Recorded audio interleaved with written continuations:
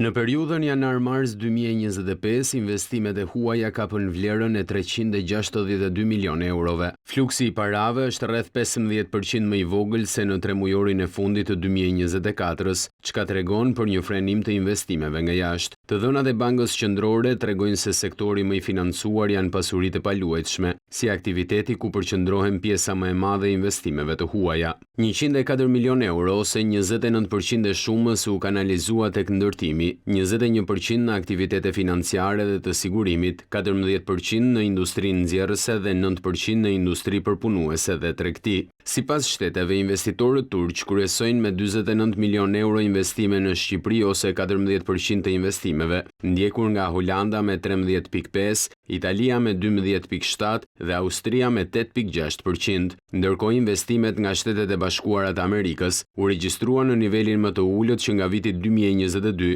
duke zënë vetëm 3% të totalit.